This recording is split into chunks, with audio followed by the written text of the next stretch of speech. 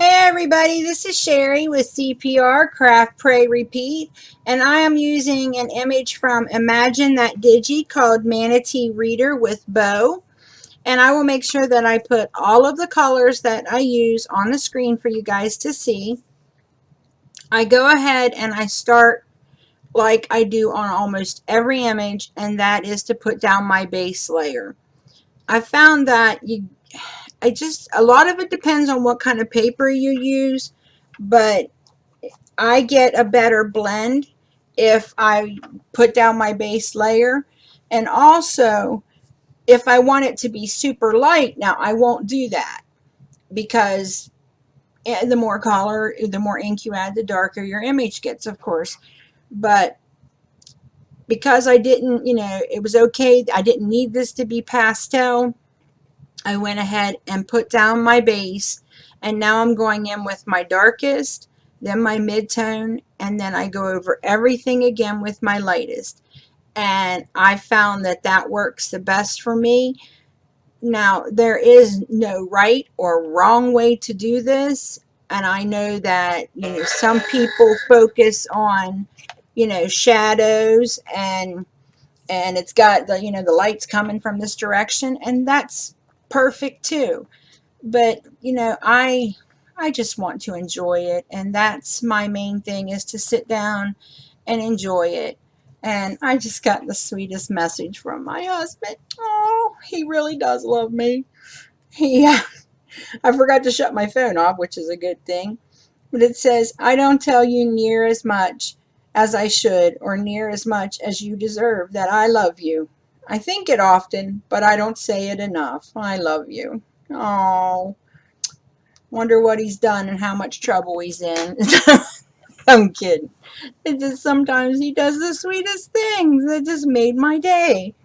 And I don't. We've been married. It'll be 30 years. I can't believe that I have put up with now. No, it's more like the other way. I can't believe that man's put up with me for 30 years. But wouldn't give him up for nothing. So I'm just finishing up my manatee body, and I already put down my base. Now I'm going in. I've already got down my darkest. I'm going in with my mid-tone, and then I will go back over everything with my lightest. And you'll see that I go back in at the end with my darkest because I felt like I just lost all of my shadows when I went over the entire image with my lightest. So I do go back in and use my darkest just a little bit to put like under the manatee's head, where her head would cast a shadow, and underneath the book and things like that. So I did go, and where her snout is, stuff like that. So I did go back in and put a little bit. I mean, I don't normally do that, but sometimes things don't work out the way you exactly think they should. So, do what you got to do what you think you need to do to make your image look the way you want. And I have been hearing a lot from a lot of people about, what's the right way, or how am I supposed to do this? And, guys, there is no right or wrong way. Some people put a base color down, some people don't. Some people go lightest, middle, then darkest. I mean, it's just what works for you, okay? And that's it. If it works for you, and I know that light source is a big thing for some people, and I typically try to work as if the light is shining directly at the front of my object, and I found that that's easiest for me because then I want my image to appear to have, depth and dimension, and I don't want it to look flat. So if you put your darkest on the edges and your lightest in the center, your image is going to appear round. And so I don't know if that's why I always do it, but that's how I tend to color. You color doing whatever you feel comfortable. Guys, these are cards. Fun, fun, fun. These are crafts. Crafts are meant to be fun, enjoyed, and shared. And, I mean, I'm sure that, you know, when Da Vinci painted, I'm sure that he did not think that, oh, this is just a craft, you know.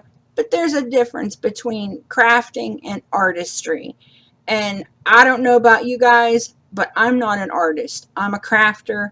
And the whole point of my crafting is to make my or color my images, enjoy what I do, and then pass on to somebody else, I hope, the same kind of enjoyment when they get the card. And I'm not trying to say that you shouldn't spend hours on cards. You do, like I said, do what makes you happy, guys. It's just, you know, life is too short to sit there and worry if somebody colors better than you, or, you know, if your shadow's in the right spot.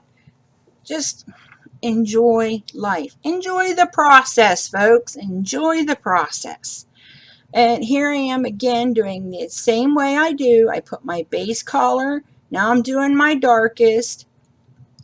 And then I'm going to come in with my mid-tone and then my lightest in the center of the book to try to make it appear as if it's more rounded, or in this case kind of angled, like a book would be. It wouldn't be round, but I wanted it to appear as if the center is sticking out farther than the sides. And I think I did pretty good on that. And so here I am. I'm just doing E30 for the color of the pages, excuse me, E50. And then I take my gold gel pen and I go over it with that. I didn't add any shadows, nothing. I don't know, to me, when I think of a pretty hymnal or book to sing from, I always think of the gold edges on them. I don't know why. So that's why I used my gold gel pen. And now I had to use my .03 Copic multi-liner to be able to write The Night Before Christmas. And I knew that I couldn't get the entire thing in because of her flipper. So my plan was to get as much as I possibly could so that anybody who sees this would be able to tell that it's supposed to say The Night Before Christmas. So I hope I managed to do that. I put my black glaze pen down first and I'm just letting it dry. And then I'm using my EK Success writing pen to outline everything. Sometimes I do that, sometimes I don't. I don't know. It just depends on, I think if I feel like if I've lost a lot of my shadows, and like I told you, I felt like I did. So I think that's when I decide to go and outline my stuff, but like this, but I don't always do this. Now I always go over the edge around it with my marker when I cut it out, but this part I do occasionally. And I just used my white glaze pen there. Now it goes on milky and you'll think, oh no, it's not showing up. But once it's dry, it's very opaque and it's perfect. I love those pens. And Jamie at the Not Too Shabby shop had them. If she still does, I will put a link for them, as well as a link for this adorable Digi. And there's my Memento dual tip marker that I always go around the edges with. And I will make sure to put a link for the little Manatee, as well as the store, so you can go check out all of the really neat images that they have. Now here I am, I'm using my Distress inks to go around the sides and get rid of that white core. Now, I'm going to be honest with you, I would have normally done seagrass green because it's grass and my brain says green. But when it came up on Cricut, it came up blue.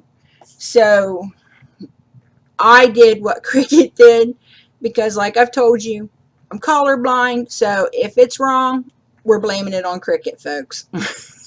I'm not taking the rap for that. Ain't happening. No. But so I went with what they said.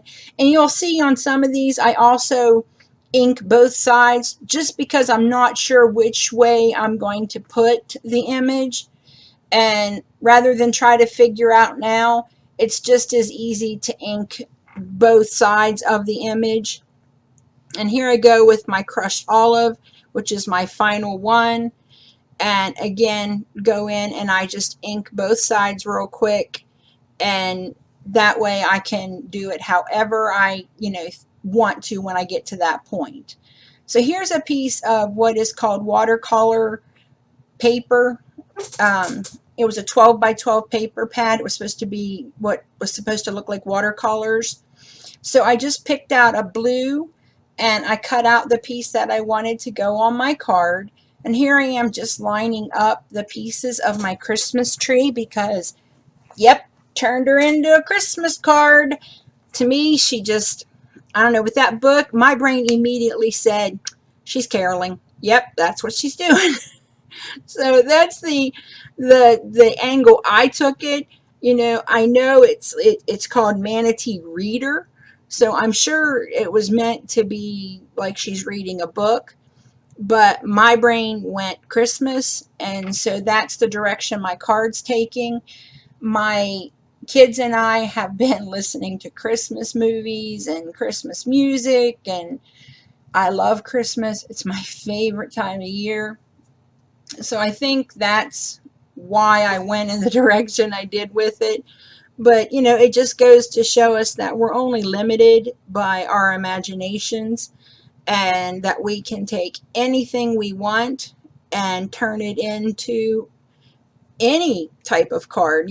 We could have did her bow in orange and had some pumpkins sitting around her and had her reading a Thanksgiving story. So I mean, don't limit yourself to the title of the image. Do it however you want. And so I'm just going ahead and I'm putting all my pieces down, and I'm trying to put them as randomly as possible. And you saw that I put some in front of the green, some behind the green little coral piece there. And I'm just lining them up. Now I am going to trim off some because I don't know. I'm not sure if I maybe wanted to make the tree bigger to take up a little more space, or I could have made the coral and stuff bigger. I don't know. Because originally I put this on a piece of, on an A2 size card, and it takes up the entire thing. And there's my action wobble. I love my action wobbles. I was like, you can't sing Christmas carols without getting a little jiggy. So I went ahead and I, now I'm just using a 1/4 inch circle punch to make my decorations for the tree. But when I go ahead, I finally decide that it just needed something. So in the end, you will see that after I put it on a blue card base, I cut it down and take it off. Now I saved the other piece because I hadn't gotten anything on it. I hadn't, stamped anything on it. So I saved it and I'll use it for another card. But I go ahead and I change the background and I cut the paper down to 4 by 5 1/4 so that I can put, I can have the gray background. And there she is with her little action wobble, and she's see her little hips are swaying. Woo-hoo, she's getting down. I love Christmas. I do. I love it. I love it. I love it. And it's just, I love giving. It's my favorite time of the year. It's just one and I'm thankful for my Heavenly Father, and it's just a wonderful, wonderful holiday.